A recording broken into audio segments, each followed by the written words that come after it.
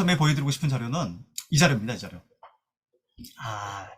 이 자료는 대략 240만 건의 데이터를 240만 명, 240만 명의 데이터를 분석한 자료예요. 그러니까 소위 말해서 빅데이터 중에서 초빅데이터라고 보시면 될 것 같습니다.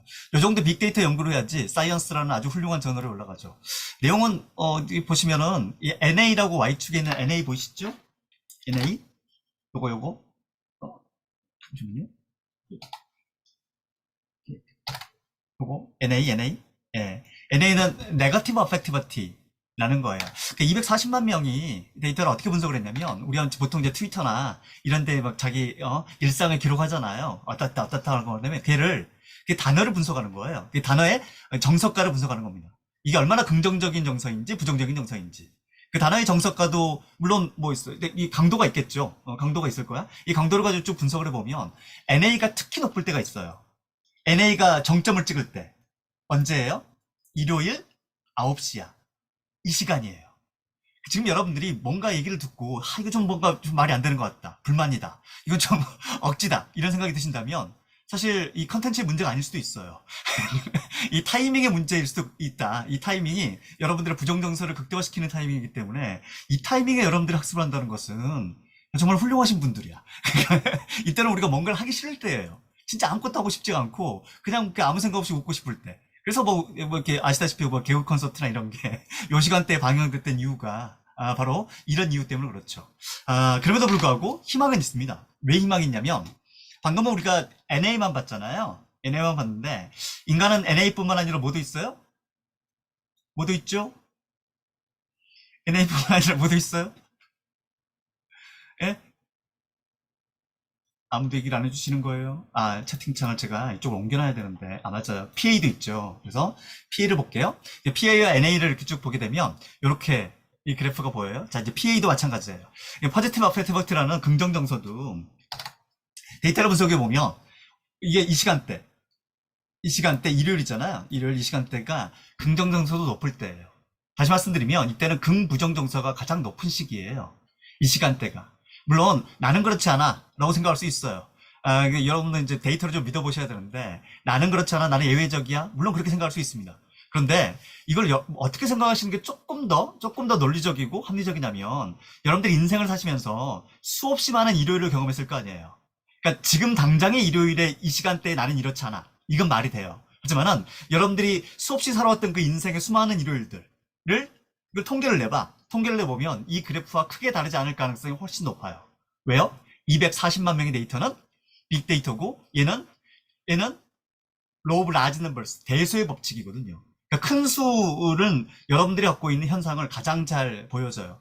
대수의 법칙이라는 건 쉽게 설명드리면 여러분들이 동전 한 번 던져요? 안면 나와요? 두 번? 안면 나와? 10번 연속 안면 나올 수 있어요.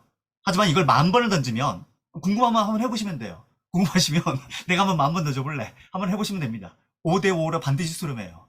주사위도 마찬가지입니다. 10번 연속 1이 나올 수 있지만은 얘를 여러분들이 10,000번 던지시잖아. 다 6분의 1로 수렴하게 돼 있어요. 궁금하면 한번 해보시면 됩니다. 이걸 우리 뭐라 부르냐면 얘를 대수의 법칙으로 불러요. 그러니까 지금 당장은 좀 다를 수 있지만은 여러분들의 일요일이 다 모이면 어떻게 돼요? 요 그래프의 패턴과 크게 다르지 않을 거라는 거죠. 다행히도 PA가 높다는 게 무슨 얘기일까요? PA가 높다는 건 여전히 여러분들의 그 정석가에서는 뭐도 있어요?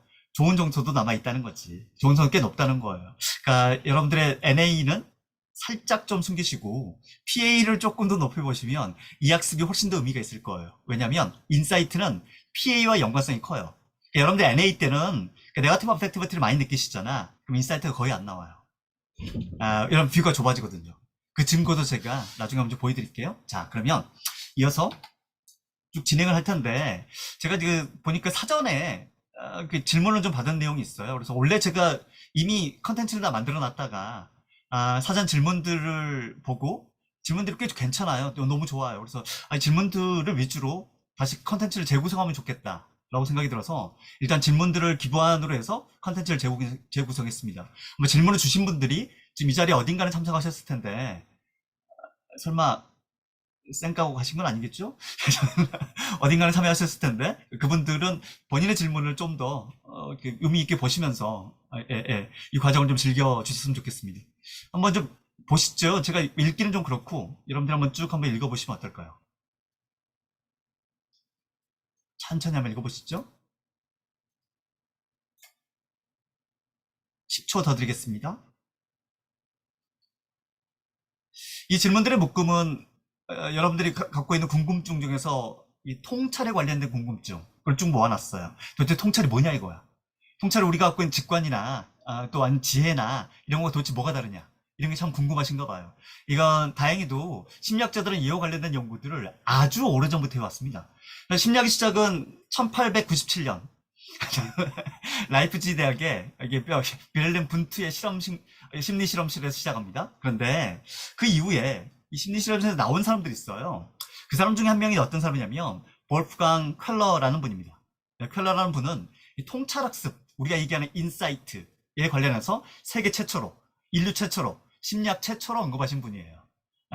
볼프강 쾰러가 도대체 무슨 연구를 하셨냐면 침팬지를 대상으로 연구를 하셨어요. 침팬지를 대상으로 무슨 연구를 했냐? 잘 보시면은 여기 보면 요 침팬지 있잖아요. 얘가 요 막대가 지가 들고 있는 막대가 있어요. 그리고 요 안에는 또 다른 막대들이 또 있어. 그리고 여기는 뭐가 있냐면 먹이가 있어요. 이 먹이를 지가 들고 있는 막대를 가지고 아무리 뻗어봐도 얘가 안 오는 거야. 안 오는 거야. 그래서 얘가 뭐 한참 고민을 하다가 무슨 생각을 할까요? 아, 이 막대를 가져와야 되겠다. 요 막대를 가져와서 어떻게 해요? 얘 둘을 연결을 시켜요. 그럼 길어질 거 아니에요? 이 길어진 막대로 요를 가져오는 요걸 관찰합니다. 켈러는 이거 외에도 뭐 바나나 따먹기 뭐 이렇게 침팬지를 엄청 괴롭히신 분이에요. 이렇게 지금 침팬지의 적이라고 보시면 돼. 침팬지를 모아놓고 온갖 문제를 다 주면서 얘들을 괴롭혔어. 그런데 얘들이 어느 순간 아하 하고 뭔가를 좀 깨닫는 순간이 오더라는 겁니다. 도대체 이 순간들을 어떤 방식으로 찾아오냐 이거예요. 자, 이걸 이제 뭐랑 비교하면 훨씬 더 이해가 쉽냐면 이게 썬다이크라는 분이 계세요. 썬다이크는 미국의 심리학자예요. 아마 여러분들이 교육학이나 심리학을 배우셨으면 썬다이크를 반드시 한번 좀 들어보셨을 겁니다. 왜? 이 사람은 학습에 있어서 최초의 어떤 이론? 우리가 트라이얼 에러라고 하는 시행착오 있잖아요. 요 학습 이론을 개발하신 분이거든요. 지금도 역시 마찬가지죠. 우리가 뭔가 이해를 하고 학습을 하려면 뭐가 필요해요? 시행착오가 필요하다. 한번 해보고 안 되면 그걸 약간 좀 수정해서 이렇게 좀 진행해보고 그럼 또 나아지고 그걸 또 관찰해서 피드백을 주고 또 다른 어떤 시도를 하고 또 행동 이렇게 계속 반복하게 만들어서 완성시키는 학습법을 쓰고 있죠. 그 최초가 누구냐면 썬다이크라는 분이에요. 이 썬다이크가 이전이야. 그러니까 컬러 전입니다. 컬러 전에 어떤 학습을 연구하셨냐면 역시 마찬가지 동물이에요. 고양이입니다. 이 고양이가 이 퍼즐 박스라는 상자예요. 이 상자에 고양이가 있어요. 이 앞에 뭐가 있냐면 고양이가 좋아하는 생선이 있어. 역시 마찬가지예요. 손을 아무리 뻗어봐도 저기까지 가질 않아. 그러면 얘는 뭐 해야 돼요? 뭔가 다른 시도를 해야 돼. 어떻게 하면 될까? 요 사이로 어떻게 나갈 수 있을까? 요걸 어떻게 좀 빠져나갈 수 있을까? 아니면 얘를 좀 넓힐 수 있을까? 아니면 뭘 좀 당겨볼까? 안에 여러 가지 도구가 있는데 그 중에서 어떤 도구가 있냐면요. 여기에 발판이 하나 있어. 이 발판을 딱 누르잖아. 그러면 이 문이 열려요. 문이 열려. 그럼 얘가 어떻게 해요? 요걸 이제 학습을 하는 거예요. 자, 이때 보세요. 이때 처음에 뭔가를 학습을 할 때 이때 그 학습이 이루어지는 때까지 꽤 오랜 시간이 걸려요. 왜? 이것저것 다 시도를 해봐야 되잖아. 두 번째 이 비슷한 퍼즐을 또 줘요. 그 안에 고양이가 들어가잖아요. 역시 마찬가지야. 얘를 반복을 해. 또 이런 짓을 반복한단 말이에요. 이게 시행착오예요. 반복을 하는데 뭐야? 그 주기는 되게 짧아져요. 한두 번 하다가 이게 아니구나. 아, 이 방법이 있을 수 있겠구나. 라고 하면서 그 주기가 되게 짧아지는 현상을 발견합니다. 이렇게 짧아지는 겁니다. 자, 이게 바로 시행착오예요. 도대체 시행착오와 인사이트가 뭐가 다른지를 여러분들 이해하셔야 돼요. 자, 시행착오는 뭐냐면 본인 직접 행동으로 옮겨가면서 뭐가 다르구나라고 깨닫는 과정이 반드시 필요합니다. 그런데 인사이트는 그게 아니에요. 얘는 직접적으로 행동하는 게 아니고요. 간접적으로 행동을 해요. 또 중요한 게 뭐냐? 침팬지가 계속 이 문제에 몰두하게 있는 게 아니고요. 잠깐 자리를 딴짓을 해. 그러다가 갑자기 이거구나 라고 막 뛰어와가지고 이 문제를 해결하고 있더라는 거야. 이 얘기는 뭐냐면 얘는 머릿속에서 계속 뭐 하고 있어요? 멘탈 시뮬레이션, 계속 뭔가를 시뮬레이션 하고 있다가 어느 순간 아하라고 하는 아하 피나미넌 혹은 아하 이펙트라고 하는 요 효과가 찾아오더라는 겁니다. 근데 얘는 뭐예요? 실제 행동해 봐야 돼. 그러니까 뭐가 중요해요? 내가 행동한 것에 대한 결과, 그 결과가 얼마나 나한테 가치 있는지. 그쵸? 그러니까 내가 노력한 결과에 뭐가 있어야 돼? 효과성이 있어야 되지. 뭐 보상이 있어야 되잖아요. 그래서 시행착오 학습법은 기본적으로 보상이 되게 중요해요. 두 번째는 뭡니까? 얘가 하면 할수록 늘어야 돼. 하면 할수록 늘어야 돼. 이 연습이 되게 중요한 거예요. 하지만은 통찰은 그런 게 아니야. 연습 같은 것도 없어. 그런 것도 없어요. 어느 순간 아하 하고 찾아온다니까요. 그것도 어떻게? 직접 경험도 아니고 간접 경험으로. 도대체 이런 방식의 학습은 뭐 이렇게 이건 유인원 이상에 나타나는 현상이에요. 도대체 이런 방식의 학습은 도대체 어떻게 만들어질까? 이걸 구조화시키신 분이 누구냐면 바로 게스탈트 심리학자들이에요. 그래서 우리가 게스탈트 심리학이라는 얘기를 한 번쯤 들어보셨다면 이분들이 도대체 어떤 분들이냐면 주로 이런 연구를 많이 하셨던 분이에요. 쾰러도 마찬가지로 쾰러는 게스탈트 심리학의 창시자 3명 중에 한 분이세요. 대학자셔. 쾰러가 창시를 했는데 이게 어떤 거냐? 게스탈트 심리학을 여러분들 심리학 개론에서 배우시면요. 딱 한 문장이 나와요. 뭐? 전체는 부분의 합 이상이다. 이게 한 문장이 다야. 그 게스탈트 심리학을 설명을 해요. 도대체 이게 무슨 말이냐? 잘 보시죠? 이거 무슨 말이에요? 인간이 갖고 있는 독특한 특성이 있어요. 우리의 인지적 특성은 뭐냐면 실제로 감각한 것은 실제 감각은 이 안에 사각형은 없습니다. 실제는 사각형은 존재하지 않아요. 하지만 여러분들 눈에 사각형이 보이잖아요. 도대체 이렇게 보이는 원리는 도대체 뭐냐 이거예요. 우리는 감각되지 않은 정보를 볼 수가 있어요. 우리가 통찰도 역시 마찬가지인데요. 통찰은요, 어떤 감각되는 정보가 아니라 이거 전체로 처리할 때 우리한테 나타나는 독특한 특성 중에 하나예요. 자, 이 픽셀이죠. 이 픽셀이잖아요. 픽셀의 각각은 그 어떤 정보도 내포하고 있지 않아요. 하지만 이걸 여러분들 어떻게 볼 때? 통으로 볼 때, 전체로 볼 때, 통일적 전체를 볼 때 이걸 게스탈트라고 불러요. 이게 독일어로 형태, 이게 전체, 이게 게스탈트거든요. 전체를 보게 되면 부분으로 보는 것과는 전혀 다른 게 느껴지잖아요. 요 부분에서는 전혀 알 수 없는, 요 부분에서는 전혀 알 수 없는 것이 전체를 보면 생기더라. 각각의 부분의 합을 해봤자 사각형은 없어요. 요 네 개를 모아놓는다고 사각형은 존재하지 않잖아요. 근데 얘를 어떻게 해요? 전체적으로 이렇게 배열했을 때는 사각형이 보이잖아요. 마찬가지야. 픽셀의 각각의 의미는 없어. 근데 픽셀을 이렇게 배치하게 되면 전체로 봤을 때 뭔가 눈에 띄죠. 마치 통찰이 이런 거예요. 마치 통찰이 이런 거야. 그러니까 여러분들이 개별적인 경험이나 개별적인 지식들은 되게 단편적인 뭔가의 픽셀 같은 거야. 그쵸? 근데 얘가 어떻게 해요? 어느 순간 얘가 종합적으로 통합이 돼. 그 순간 아하! 라는 게 찾아와. 그게 바로 통찰이거든. 이라고 말씀하신 분들이 바로 게스탈트 심리학자들입니다. 자, 역시 마찬가지로 맨 오른쪽에 있는 이 그림들도 마찬가지예요. 다 뭐 얘기하는 거예요? 다 그 얘기야. 삼각형은 없지만 보이잖아요. 이 안에 이게 뭔가 가려져 있는 것 같잖아요. 이 안에 구는 없지만 구는 없지만 우리 눈에는 구가 보인단 말이야.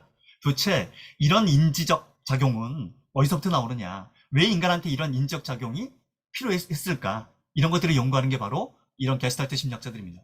나중에 제가 혹시 참여하신 분들이 계시다면 오늘은 그냥 전체적인 결론만 말씀드리는 시간이라 구체적으로 어떤 원리가 있는지는 제가 다음 과정에서 3시간 반짜리 과정에서 좀 더 구체적으로 설명을 드리고 오늘은 이런 게 게스탈트구나 요 정도 수준에서 이해하시면 좋겠습니다.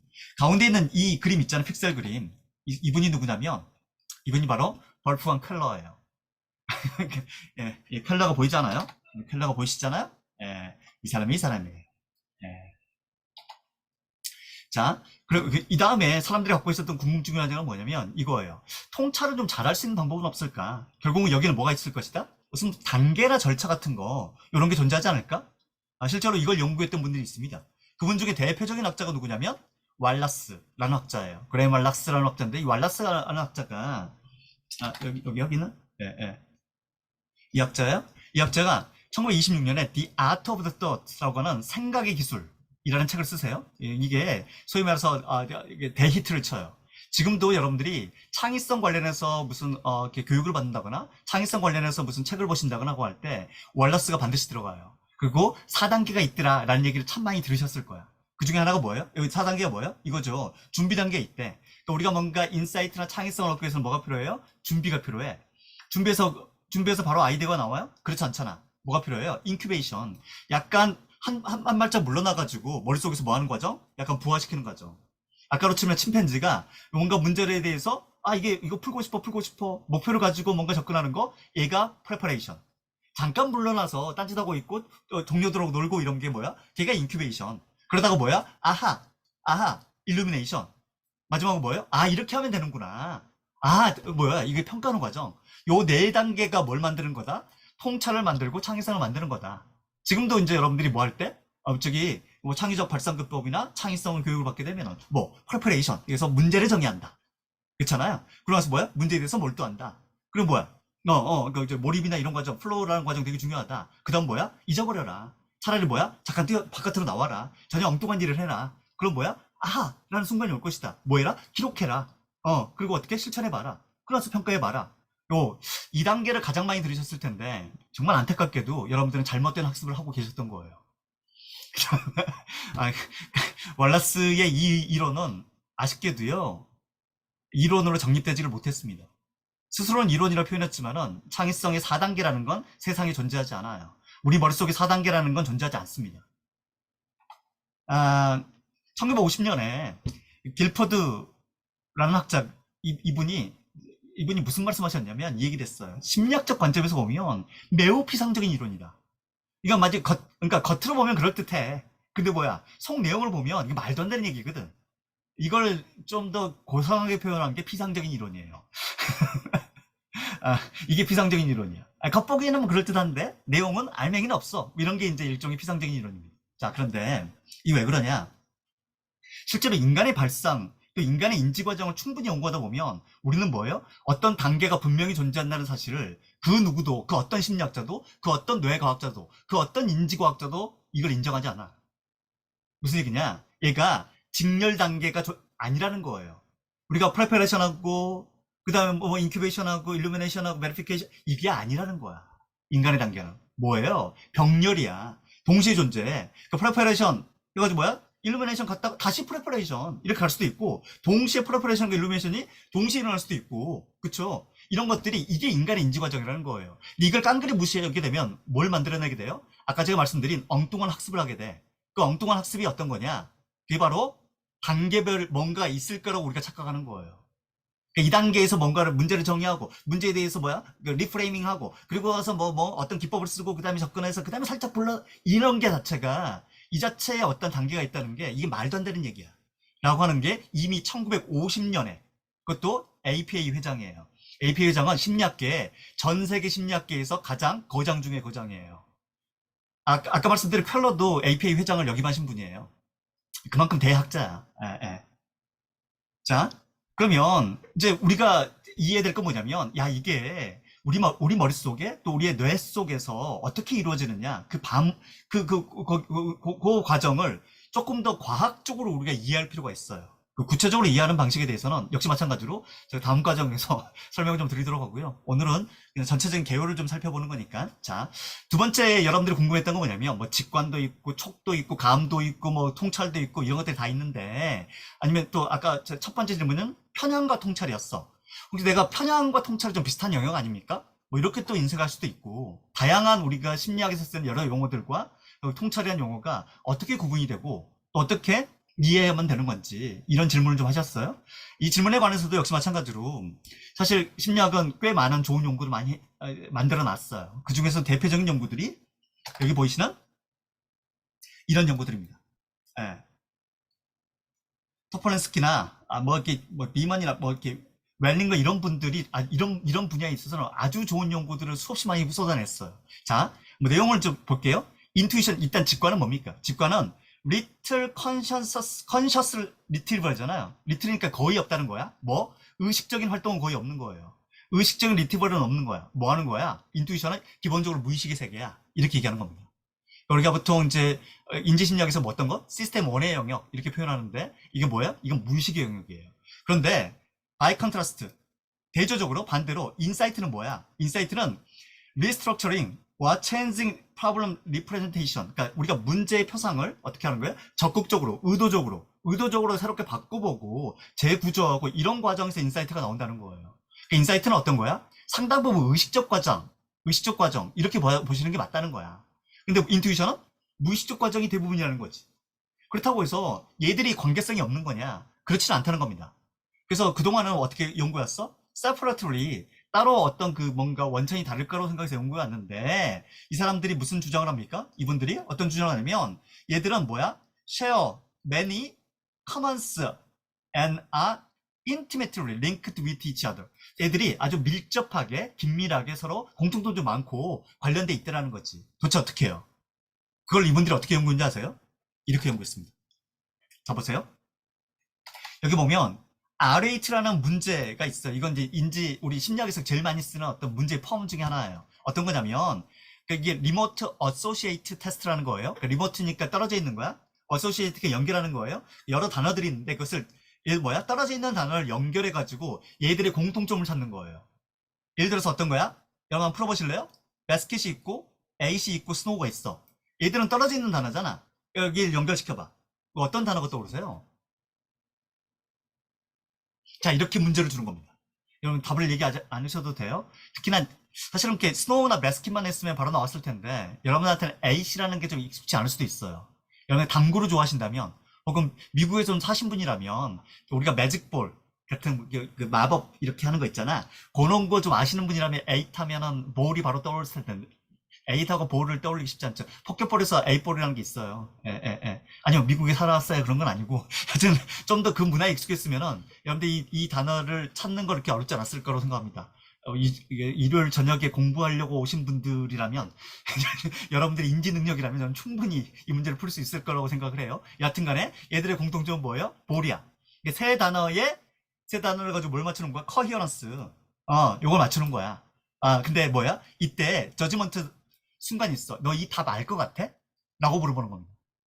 세 단어 짰죠? 답이 이거 같은데? 라고 왠지 그 느낌이 오는 게 있잖아요. 그게 바로 뭐야? 걔가 직관이라는 거야. 얘가 직관이에요. 야, 이거 왠지 다 답 알 것 같아요. yes or no니까 답을 얘기하는 단계는 아니에요? 왠지 알 것 같아요. 왠지 알 것 같아요. 라고 하고 정답을 맞춘 사람이 있을 거고, 왠지 알 것 같아요. 라고 정답을 틀린 사람이 있을 거 아니에요. 그쵸? 여기에 따라서 뭐가 달라져요? 통찰이 달라지는 겁니다. 사실은 통찰은요, 직관이 먼저 뜨는 거야. 직관이 먼저 떠. 왠지 이거 같아. 왠지 이렇게 하면 될 것 같아. 먼저 떠. 뜨는데 뭐예요? 거기서 정답까지 이어지면, 그러니까 솔루션이 정답까지 이어지면 그걸 뭐라 불러? 게리 인사이트로 불러요. 게리 인사이트로 불러. 그러니까 그러니까 직관과 통찰은요, 어떤 관계를 갖고 있어요? 일종의 먼저 뜨는 거, 무의식적으로 먼저 뜨는 거, 요게 있고, 그걸 좀 더 구체화시키고 정답을 만들어내고 이 과정이 바로 통찰적 과정에 속한다는 거예요. 그리고 이건 놀랍게도 어떻게 해요? 뇌과학으로, 아까 그 답들이에요. 이게 궁금하시면 나중에 풀어봐요. 이게 61% 정도의 정답률이야. 그러니까 아까 봤던 이 문제들 중에서 이 문제가 제일 쉬워요. 넘어갈게요. 놀랍게도 이게 뭐야, 이게? 이게 뇌과학적 증거가 있더라는 거야. 그러니까 아까 우리가 알 것 같아요. 왠지 이거 답 나가 알 것 같아. 그때 뜨는 뇌의 영역이 있어요. 그게 바로 이거예요. 그게 바로 이거야. 정답을 말할 때 여러분들 뇌의 영역이 있어. 그게 바로 이거야. 그게 바로 이거예요. 그러니까 우리는 사실 직관이나 통찰 같은 게 그냥 뭐 이렇게 이거 무의식적인 거고 우리가 관찰이 불가능한 거고 이건 뭐 그냥 어떤 특정한 사람한테만 존재하는 거고 이게 아니죠. 그게 아닙니다. 직관과 통찰은요 모든 사람의 두뇌 여러분들 뇌도 똑같이 이렇게 생겼어요. 이 안에서 어떤 것 특정 부위에서 이런 이 직관이나 통찰 같은 걸 관장하고 있다는 거예요. 이건 꽤 고무적이죠. 왜? 나는 통찰이 없어. 얘기할 수 있나요? 불가능해요. 왜? 나는 뇌가 없어. 라고 얘기하는 거 똑같잖아. 그렇잖아요. 그렇잖아요. 그럼 이걸 어떻게 하면 이걸 개발할 수 있을까? 그게 여러분들의 두 번째 궁금증이었던 것 같습니다. 개발하는 방법은 일단 역시 마찬가지로 여러 학자들의 얘기를 좀 들어보셔야 되는데 가장 중요한 원리 중에 하나는 뭐냐면 여러분들이 아는 것과 모르는 것을 구분한다는 게 너무 중요해요. 아까 왜요? 직관은 뭐야? 직관이 에러가 뜰 때가 있잖아요. 이거 알 것 같은데 라고 했는데 몰라. 이게 무슨 얘기예요? 자기가 몰랐다는 것을 자기가 몰랐다는 거잖아. 몰랐다는 사실 스스로 몰랐다는 거잖아. 몰랐다는 사실을 알았다면 적어도 뭐야 거기서 yes와 no에서 정답을 분명히 뽑아냈겠죠. 그랬을 거 아니에요. 그걸 제대로 못 뽑아냈다는 것은 뭐냐면 이때부터 에러가 생겼다는 거야. 그럼 이걸 이 에러를 줄이기 위해서 뭐가 필요합니까? 이 두 가지를 구분하는 게 너무 중요해요. 크게 보면 세 가지죠. 알고 있는 사실과 모르고 있는 사실과 모르고 있다는 것조차 모르는 사실. 이렇게 이 과정들을 구분하는 게 되게 중요합니다. 이 과정을 구분하는 건 뭐라고 불러요? 역시 마찬가지로 엘리카님이 정답을 맞추셨네. 메타인지. 메타인지. 그 전에 이 질문이 있었는데 시퀀스 같은 단계가 없다고 했는데 직관과 통찰을 선호한 게 있느냐. 우리 연구할 때 연구 모형은 이런 식으로 직관과 통찰에 있어서 뇌과학적으로 연구할 때는 이런 식으로 구분을 해요. 하지만은 실제로 직관과 통찰이 이런 식으로 완벽하게 구분돼서 나오느냐. 그렇진 않죠. 여러분들이 어떤 통찰이 발현되게 되면 그 다음에 다시 직권에 영향을 미치겠죠. 그쵸. 그렇잖아요. 그래서 여러분들 이걸 알 것 같다라는 게 더 잘 뜰 수 있죠. 그것도 정확도가 높게. 그리고 그건 뭐야? 따로 리트리버 과정이 없이 바로 그 단계에서 통찰이 나올 수도 있어요. 근데 이걸 이제 의도적으로 연구를 할 때는 그 단계를 구분해서 연구했기 때문에 이렇게 한 거고요. 시퀀스라는 게 이건 뭐 그렇게 딱 구분해서 얘기할 수는 없는 거죠. 그리고 이건 이제 엘리카님이 맞추셨지만 이걸 뭐라 부르냐면 얘를 메타 커그니션. 예, 맞아요. 그것도 맞는 말씀이에요. 지금 김동준 박사님이 밀리세컨 단위라서 리졸루션을 구분하지 못하는 게 아니냐라고 말씀하셨는데, 그래서 단계를 구분해가지고 실험을 했던 거예요. 이 이유 때문에. 그러니까 뭔가 구분하고 싶어서. 예, 그렇게 보시면 돼요. 자, 이걸 우리는 메타 연구라고 부르죠. 메타인지라고 불러요. 자, 메타인지는 어떤 거냐? 내가 알고 있고 모르고 있는 것이 도대체 뭔지, 또 내가 뭘 어떻게 하면은 이걸 더 잘할 수 있을 건지, 내가 이걸 여기에 대해서 뭐야? 내 행동이 어떤 결과를 낳을 건지, 이것들을 예측하게 만들어주는 힘, 예측과 실제 간의 그 차이를 줄여주는 힘, 그걸 바로 뭐라고 보니 걔를 메타인지라고 불러요. 그러니까 여러분들은 사실은 그 통찰력을 이루기 위해서 가장 기본적인 인지적 작동 체계는 뭐냐? 메타인지의 수준을 높이는 거죠. 여러분들이 갖고 있는 메타인지 수준을 높이는 거예요. 메타인지 수준을 높이는 거예요. 메타인지는 여러분들이 워낙 잘 하시니까 설명을 안 드려도 되죠? 구현 설명이 필요한가요? 가장 흔하게 얘기할 수 있는 게 바로 이런 거예요. 자, 우리나라에서 가장 인구가 많은 도시를 아세요? 알면 안다, 모르면 모른다. 우리나라에서 인구가 가장 많은 도시의 이름. 여러분들 뭐야? 그때 안다, 모른다를 재빨리 얘기할 수 있죠. 두 번째는 뭐예요? 두 번째 질문은 이렇습니다. 여러분들 저기 싱가포르에서 다섯 번째로 큰 도시 알아요? 아마도 모른다는 답을 즉시 했을 거예요. 왜 이게 가능한 거예요? 인간의 메타인지 때문에 그런 거야. 메타인지는 여러분들 인지 체계를 모니터링 해줘요. 모니터링 해주는데 어떻게 떠요? 내가 어떤 거 모니터링 하면서 내가 이거 알아 라고 한다면 안다고 떠요. 내가 이거 몰라 모른다고 떠. 뭘 기준으로? 친숙성을 기준으로. 파밀리에러티라고 하는 친숙성을 기준으로 우리나라에서 가장 인구가 많은 도시 나 서울 알지 안다가 떠요. 근데 싱가포르에서 다섯 번째로 큰 도시, 싱가포르에서 살지 않은 이상 여러분들이 다섯 번째로 큰 도시를 알 리가 없잖아요. 그럼 어떻게? 얘가 잘 안 떠. 이게 메타인지가 떠. 그때도 떠죠. 메타인지가 뜨면서 뭐라? 나 이거 몰라. 라고 얘기해 주는 거예요. 이때는 다 메타인지가 잘 작동한 사례예요. 메타인지가 잘 작동하지 않은 건 뭐예요? 내가 안다고 생각했는데 실제로는 잘 모르는 것들이야. 예를 들어서 어떤 겁니까? 우리나라에서 인구가 많은 네 번째로 큰 도시를 아십니까? 이런 거예요. 그러니까 여러분들은 이걸 모를 가능성이 굉장히 높음에도 불구하고 왠지 안다라고 자꾸 생각하는 거예요. 네 번째로 큰 도시. 네 번째로 큰 도시. 아마 이게 알기 정말 쉽지 않거든요. 근데 우리 머릿속에는 뭐야? 이걸 우리가 안다라고 자꾸 착각하게 돼요. 얘가 이제 메타인지의 착각이야. 왜? 이게 친숙성이 또 이런 과정을 유도하거든요. 이 메타, 그쵸. 이게 도시국가죠. 도시국가에서 그 자체가 도시고, 그 안에 그 구, 뭐, 이 정도로 보는 게 맞겠네요. 여하튼 간에. 자, 우리가 이제 뭔가를 메타인지, 제가 이것도 메타인지 착각이에요. 왜냐면 제가 싱가포르에 대해서 잘 모르는데 안다라고 착각을 할 때 이런 질문을 하게 돼 있죠. 아, 예. 자, 여하튼 간에 메타인지를 높이기 위해서 우리가 뭘 해야 될지, 메타인지를 높이기 위해서 우리가 뭘 해야 될지, 이것도 역시 마찬가지로 사실은 학자들이 꽤 많은 연구를 해놨어요. 어떤 연구냐? 주로 이런 것들입니다. 여러분들이 알고 있는 지식들 있잖아요. 지식을 그러니까 알고 있다는 자체를 내가 알고 있거나, 나는 아예 모르고 있거나, 이 두 개를 일단 구분을 해요. 두 번째는 뭐냐면, 내가 알고 있다는 사실을 내가 알고 있는 거예요. 두 번째, 모르고 있다는 사실을 구분하는 거야. 내가 아는데, 근데 그걸 내가 모른다고 착각할 수도 있는 거예요. 내가 모르는데, 모른다고 생각할 수도 있는 거죠. 이것들이 사실은,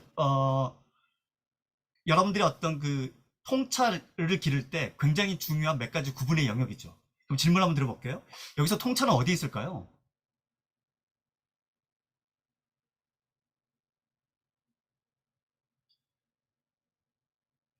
통찰은 어디에 있을까? 아는 것을 아는 것에 통찰이 있을까요? assumption. 통찰은 어디에 있을까요?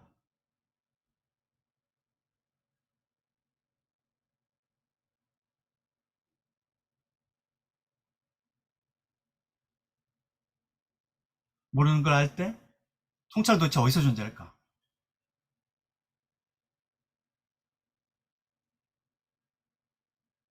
서프라이즈 영역에서 존재한다? 통찰은 어디서 존재해요? 이 네 가지에 다 존재해요. 통찰은 이 네 가지에 다 있어. 이 네 가지에 다 있어요. 근데 사실 그 통찰에 있어서 이 네 가지가 다 있는데 이 네 가지 중에서 여러분들이 어떻게 얘를 구분할 수 있느냐가 되게 중요한 거죠. 그 영역을 구분하는 거.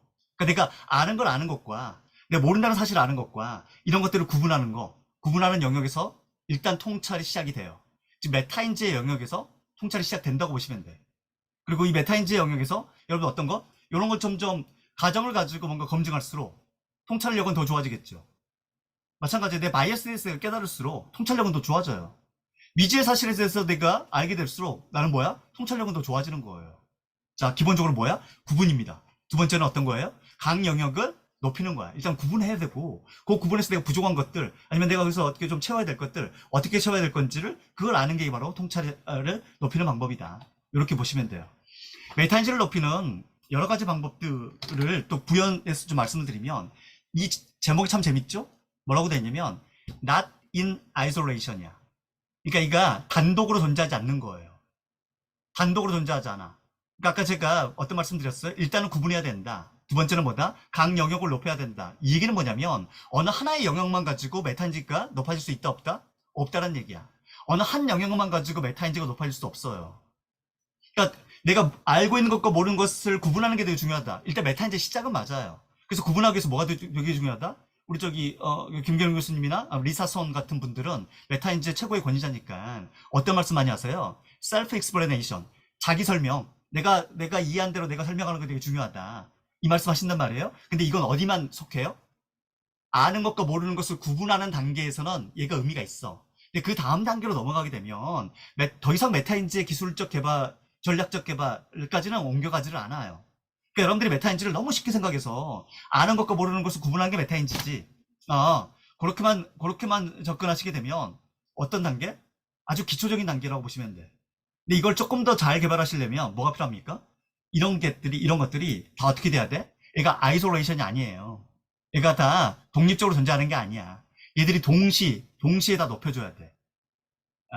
각각의 방법론도 따로 있겠죠. 그럼 나중에 또 기회가 있으면 또 말씀드릴게요. 자, 여기 보면, 그러면 이런 학습 장면에서 어떻게 높일 수 있냐? 라고 봤더니, 태스크 전에 뭐 해야 돼? 셀프 퀘스처닝. 스스로 자꾸 질문을 던져봐야 돼. 그쵸? 뭘 정해야? set goals. 내가 목표를 정하고 자꾸 질문을 던져볼 수 있어야 돼. 두 번째는 태스크 동안에는 뭐 하는 거예요? 태스크 동안에서 내가 이게 맞는 건지에 대해서 자꾸 모니터링 해올 필요가 있어요. 이 방향이 맞는 건지, 내가 이렇게 생각하는 게 맞는 건지, 또 내가 이렇게 뭔가 솔루션을 내는 게 이게 타당한 건지 자꾸 뭐 해봐야 돼? 모니터링 해봐야 돼. 마지막은요. 끝나고 나서 뭐 해야 돼? 리플렉트 해봐야죠. 그리고 이 다음에 뭘 바꾸면 되는지 이걸 여러분들이 결정을 해줘야 돼. 그럼 뭐가 좋아져요? 메타인지가 좋아져. 그러니까 여러분들이 그동안 뭐 아까 우리 장철호 대표가 여러분들이 그동안 학습하는 방식 중에서 좀 아쉬운 걸 얘기했어요. 우리가 책을 읽고 각각 발제하고 발제 내용을 듣고 그냥 공유하고 끝난다. 뭐 잘 공유하는 게 뭐 PPT 정도 공유하는 거? 뭐 나중에 이거 쓰세요 뭐 이런 거? 그게 도대체 무슨 의미가 있느냐? 왜 런 표현을 썼냐면 사실은 이건 메타인지적 관점에서 보면 말이 안 되는 학습법이거든. 뭐가 다 결여돼 있어요? 뭐가 결여돼 있어요? 이 과정에 다 결여돼 있잖아. 적어도 2번, 3번은 빠져 있는 과정이에요. 스스로 셀프 퀘스처닝하고 뭔가를 만들었겠죠. 목표를 정하고 뭔가를 만들었지만은 이게 제대로 만들어진 건지에 대해서 이게 과연 타당한 건지, 진짜 저자의 의도를 잘 반영한 건지, 아니면은 이 저자가 인용한 논문들의 그 어떤 그 핵심적인 사상들이 제대로 이렇게 반영이 돼서 이렇게 결과가 나온 건지 모니터링하지 않았잖아요. 그리고 내가 앞으로 뭘 바꾸면 좋을지에 대해서 적절한 피드백도 받지 않았잖아. 그럼 이건 뭐예요? 메타인지적 학습법이 아니라는 거죠. 그럼 뭐예요? 통찰하고는 거리가 멀다는 거야. 그러니까 그동안 여러분들이 뭔가 책을 보고 뭔가 좀 공유하는 그런 학습법을 쓰셨다면 그 학습법은 뭐가 없는 학습법이다? 적어도 이런 연구들을 보면 통찰이라는 게 존재하기 어려운 학습법이다. 누군가는 모니터링 해줘야 되고 제대로 아는 사람이 누군가는 뭔가 가이드를 줘야 되고 뭔가 바꿀 수 있는 방법들을 알려줘야 돼요. 그 누군가는 사실 이 스터디를 리딩하는 사람일 수도 있고 또 스터디를 같이 하면서 우리가 알고 있는 대학자들의 그런 의견들을 우리가 귀를 열고 좀 들어볼 필요가 있죠. 이제 두 번째 질문은 심리학과 조직 심리학에 관련된 질문들이었어요. 그래서 그것도 한번 잠깐 읽어볼까요? 한 10초, 20초 드릴게요.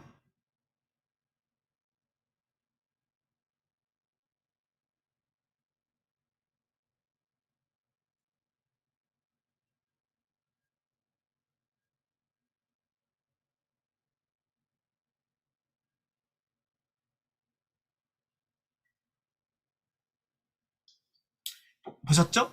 자, 사실 이게 우리가 사실 이런 부담을 좀 많이 가지신 것 같아요. 내가 지금 심리학을 이제 시작을 하려고 하는데 어디서부터 시작할지 모르겠다. 또 심리학이라는 게 워낙 방대하잖아요. 워낙 방대. 사실 저도 학부, 석사, 박사를 다 심리학을 했지만은 제가 안 배운 심리학이 훨씬 더 많아요. 한 번도 접하지 않은 심리학들. 대표적인 게 어떤 거야? 상담 심리학.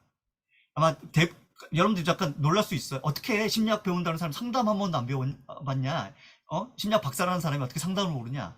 그런 사람이 있어요. 저 같은 놈들이 있거든요. 저는 학부 때부터 그 수없이 많은 심리학 과목 중에서 단 한 과목의 상담 과목이 없어요. 일단 제가 학교를 다닐 때 제가 이제 성대를 나왔는데 성대는 상담을 가르치는 교수님도 안 계셨어. 대학원을 갔어야 당연히 전공 과목이 되게 분명하니까 그렇게 이제 선택하게 됐죠. 저는 사실 학부를 심리학과로 졸업한 게 아니라 산업심리학을 졸업했거든요. 당시에는 성대가 산업심리학이 있었어요. 지금 사라졌지만. 그렇기 때문에 저는 뭐 이렇게 남들 다 배우는 그 심리학과 가면 당연히 응당 배우라고 생각했던 그런 과목도 저는 안 배웠어요. 그 심리학이라는 게 실은 꽤 방대해요. 워낙 방대. 워낙 방대하니까 이걸 어디서부터 시작할지 모르겠다. 자, 근데 제가 드릴 수 있는 조언은 뭐냐면 하나의 개념이라도 제대로 아는 게 되게 중요하다.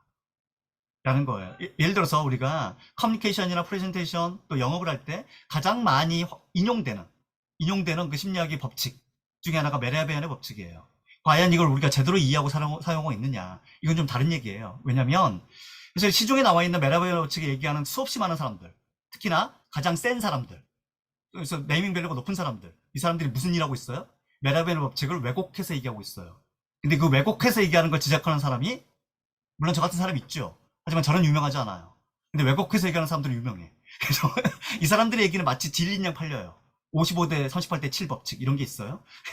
이건 잘 팔려. 하지만 제가 논문을 보고 진짜 메라비안이 어떤 얘기를 했는지 그걸 정리해서 얘기한 것에 대해서는 그 누구도 관심을 갖지 않아요. 왜? 저는 유명하지 않으니까. 하지만 제대로 된 이해는 사실 제가 이해한 게 맞아요. 왜냐면 저는 뭐 제가 주장하는 게 아니고요. 이미 학자들이 정리한 것을 다시 제가 여러분들이 이해하기 쉽게끔 제 구조화해서 강의에서 이렇게 풀어서 얘기한 것 뿐이거든요. 혹시 궁금하시면 이 강의를 한번 보시면 그동안 여러분들이 메라비안의 법칙을 얼마나 잘못 쓰고 있었는지를 알게 돼요. 다시 말씀드리면 우리가 심리학 이론을 공부한다고 한다면 그걸 내가 어떻게? 야, 이걸 어떻게 이 방대한 걸 다 하지? 이렇게 접근하는 것은 저는 바람직하지 않다고 생각을 해요. 뭐 하나라도 제대로 하는 게 정말 중요하다. 뭐 하나라도 그래서 여러분 리더십에 있어서 심리학을 활용을 할 때도 마찬가지예요. 리더십은 뭐야? 이거 성과를 내기 위해서 영향력을 미치는 과정이니까 그 영향력 중에서 어떤 것? 어떤 심리적 방법론들이 있을 텐데 그 방법 중에서 어떤 것? 뭐 공감적 경청이 되게 중요하다. 응? 또 뭐 이렇게 긍정적인 동기부여 이런 스킬이 되게 중요하다. 이렇게 뭔가를 단편적으로 뭔가를 이해하기보다는 그 원리 자체를 제대로 이해하는 게 이게 심리학을 가장 잘 공부하는 방식이에요. 아, 심리학을 이해할 때 우리가 사실은 이런 다양한 어떤 문제를 가지고 통찰이나 심리학을 이해하는 경우가 많은데 통찰에 관련해서 역시 마찬가지인데 또 이게 제가 통찰에 관련해서 잘못 알려진 또 하나의 사례를 좀 설명드리려고 이걸 좀 가져왔어요. 이게 제일 유명한 문제 중에 하나죠. 칼 덩커도 아까 게스탈트 심리학자예요.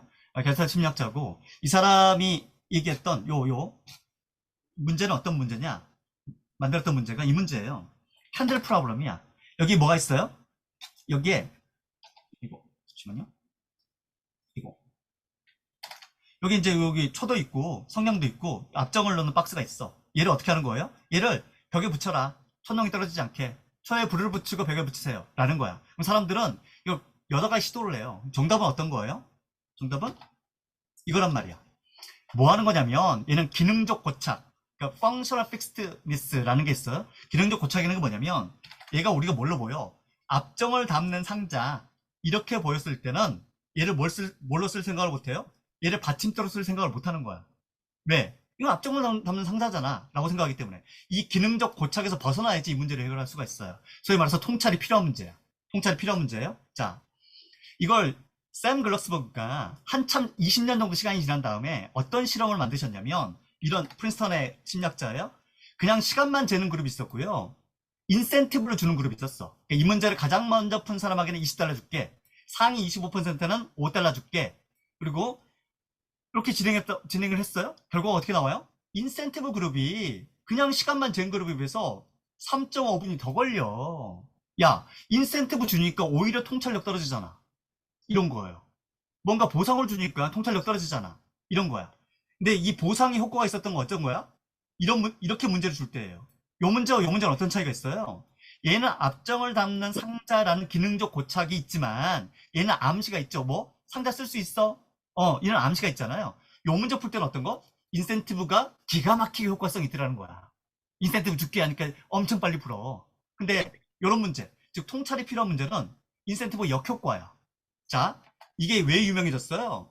이 사람 때문이야. 다니엘 핑크 때문이에요. 핑크가 보세요. 이런 분들이 무려 3천만 뷰야.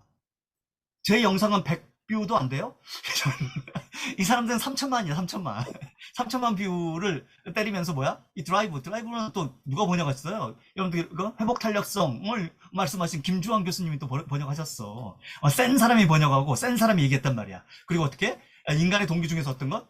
내적 동기. 그게 창의성을 만들어내고 외적 동기, 뭐 돈 주고 모상하고 칭찬하고 이거 뭐야? 걔는 이거 창의성이 이거 쓰레기야. 창의성이 도움이 안 돼. 어떤 거? 내적 동기가 창의성을 높이는 거야. 외적 동기는 창의성을 오히려 떨어뜨려. 이게 드라이브의 내용이에요. The Puzzle of Motivation이라는 이 영상, 3천만 뷰 영상도 역시 마찬가지로 뭐야? 이 내용이야. 자, 여러분들 이거 보시면서 무슨 생각하셨어요? 여전히 뭐야? 아, 그래. 내적 동기, 창의성이 되게 중요하지. 이렇게 생각하십니까? 당연히 그렇게 생각하실 거예요. 하지만 꼭 그렇지는 않습니다. 왜냐면 우리가 사는 현실을 생각해 보세요. 현실의 우리들을 한번 생각해 봐요. 여러분들 조직에서, 여러분들 회사에서 인센티브 안 준대. 뭔가 재미나 의미를 찾아야 된대.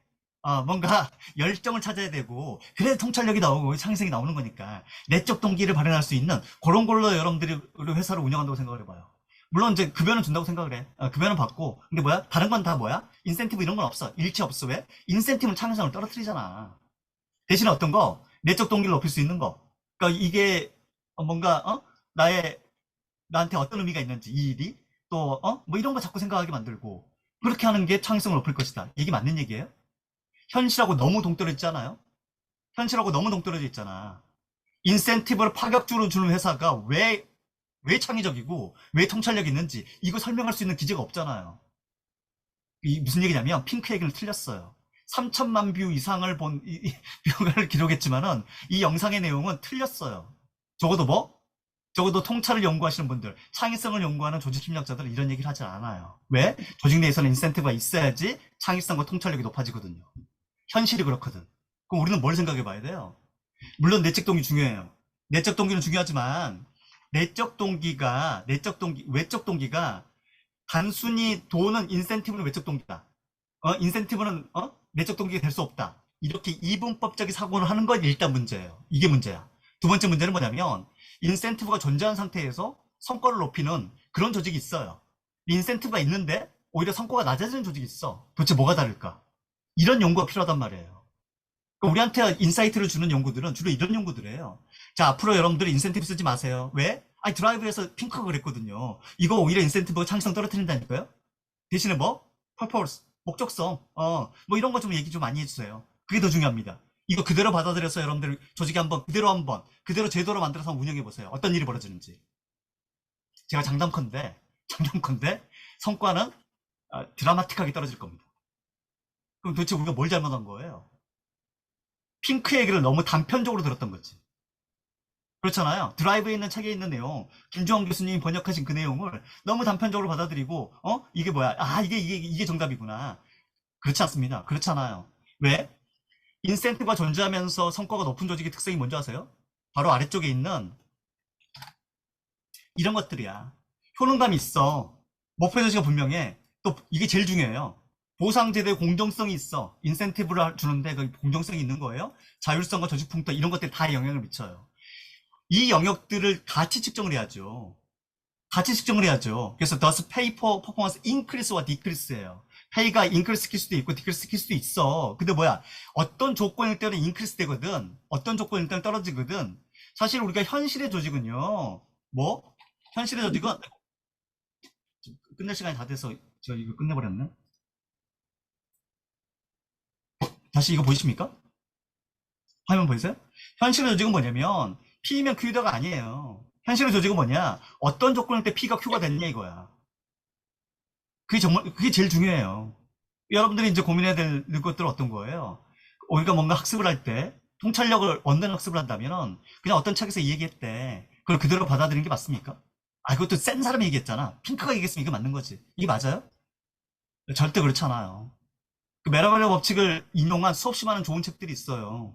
특히나 뭐 이렇게 되게 유명한 사람들이야. 막 강원국, 뭐 이렇게 우리나라 커뮤니케이션, 뭐 이렇게 글쓰기, 뭐 이런 걸로 제일 유명한 사람이야. 이 사람들이 다 잘못된 인용을 하고 있잖아요. 드라이브는 추천이냐 비추냐? 당연히 추천이죠. 읽어볼 만은 해. 하지만 거기에 매몰되면 안 되지. 그러면 드라이브뿐만 아니라 다른 책도 같이 봐야죠. 다른 논문을 같이 봐야지 확실히 우리가 드라이브를 라는 개념을 이해하는 거예요. 그러니까 동기라는 개념도 역시 이런 식으로 이해하셔야 돼. 예. 이 시간은 제가 5분은 더 쓸 수 있나요? 왜냐면 질문이 이게 마지막 질문이거든요. 그 질문 중에 마지막은 뭐냐면 기타 질문이에요. 에세이를 준비 중인데 떠오르는 인사이트가 있는데 단편적이어서 글로 정리가 잘 안 된다. 그러니까 내가 머릿속에 인사이트는 있어. 근데 정리가 안 된대. 이럴 때 도대체 어떻게 해야 되느냐.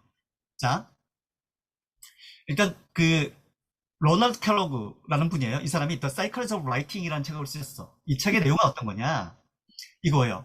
Humans have an innate desire. 우리는 내재된 딱 타고난 그런 욕구가 있어. 어떤 욕구? 심벌의 폼. 그러니까 뭔가 그것을 뭔가 글 형태든 아니 그 그림 형태든 뭔가 심벌의 형태로 정리하는 게 본능적으로 타고났다는 거예요. 그게 이제 다니엘 스티븐 핑커 이런 분들은 언어 본능 이런 표현을 쓰셨고 여하튼간에 빈서판 이런 책에서 자 여하튼 이게 핵심은 뭐냐면 이거야. 여러분들이 뭐 전화를 받거나 아니면 뭔가 생각을 하거나 이럴 때 한 손에 펜을 들고 전화 받으면서 전화 내용과 전혀 관계없는 걸 메모하거나 그쵸? 그 뭐 낙서를 하거나 이런 경험을 가져보셨다면 뭘 이해하는 거예요? 이거 이해하시는 거야. 우리는 뭐가 있어? innate desire가 있는 거예요. 뭐 심볼릭에 대해서 뭔가 그림을 그리고 뭔가 글을 쓰고 하는 것은 인간의 본능이야. 본능이에요. 인간은 이 본능 때문에 뭘 할 수 있는 거예요? 언어라는 걸 잘 사용할 수 있는 거예요. 그런데 문제는 뭐냐면 이게 우리가 아까 말씀하신 것, 여러분 질문하신 것처럼 뭔가 인사이트가 떠올랐단 말이야? 근데 글로 정리가 안 돼? 그 한계는 도대체 어디서 발생하느냐? 결국 그건 뭐 때문에 발생하는 거예요? 뭐 때문에? 어휘력 때문에 그래요. 어휘가 없으면 걔를 정리를 못 하는 거야. 그러니까 중요한 것은 여러분들이 뭐 하는 거예요? 그 어휘력을 기르는 겁니다. 어휘력은 너무 중요하죠. 너무 중요하죠. 제가 여러분들한테 권장해 드릴 수 있는 책은 이런 책들이에요. 제임스 펜메이커. 사실 이런 글쓰기나 라이팅이나 이런 뭐 워드나 이런 쪽에서는 세계 최고 약자예요.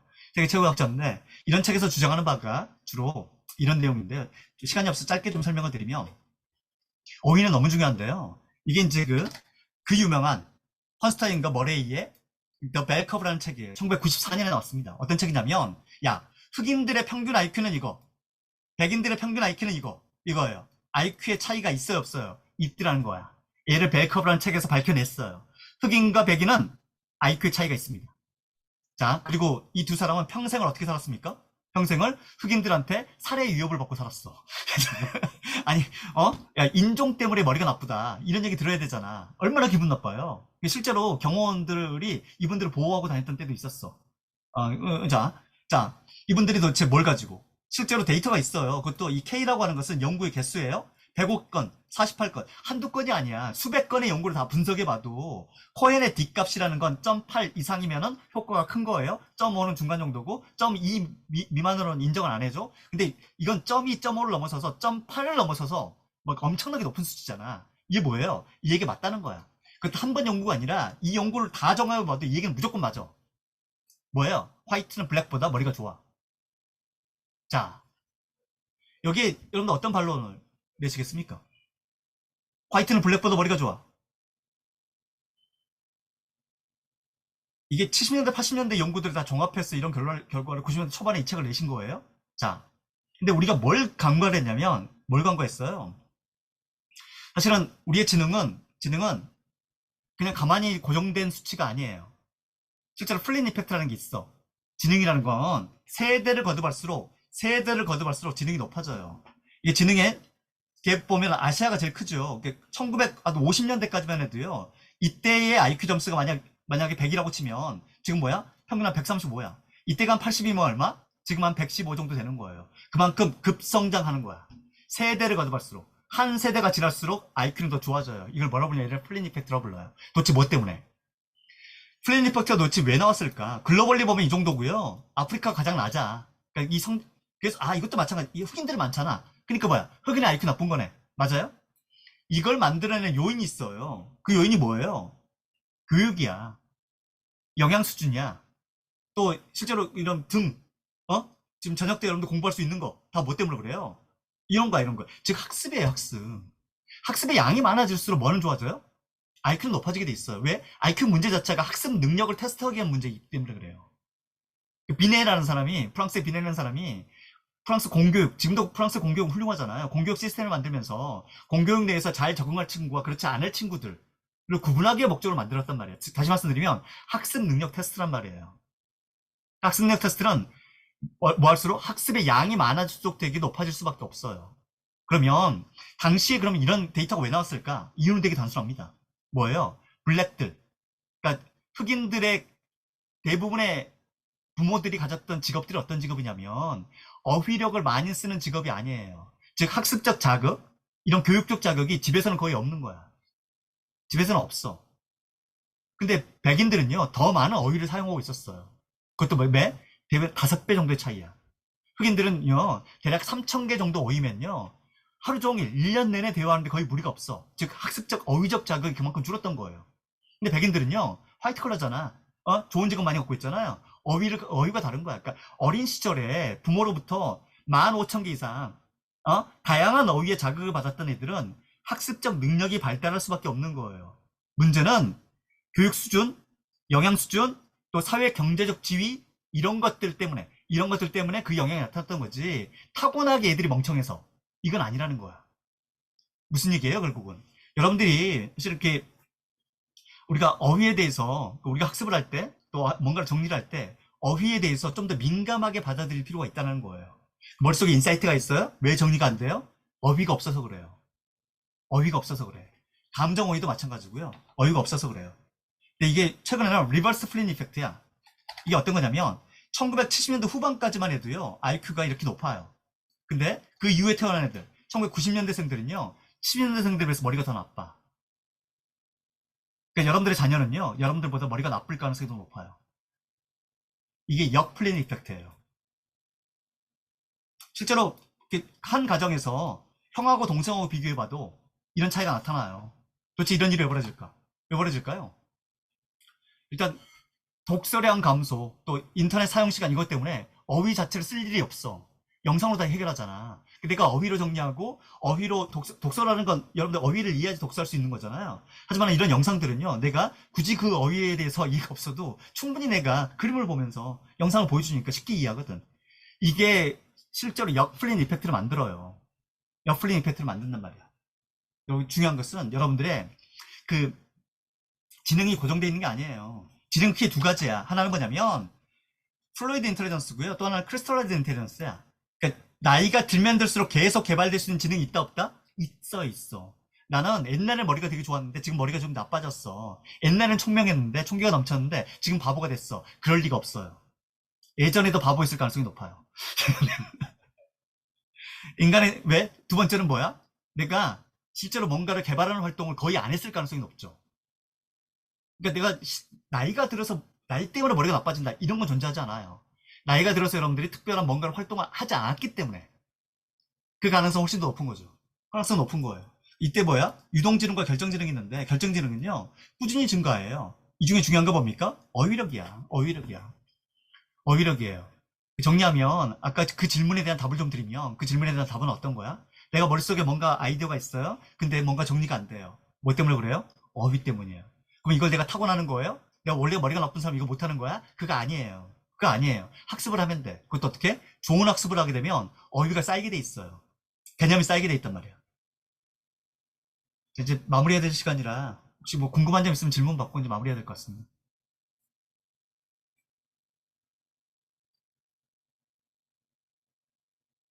수고 많으셨습니다. 자, 우리 박사님께 큰 박수 보내주시기 바랍니다. 고맙습니다.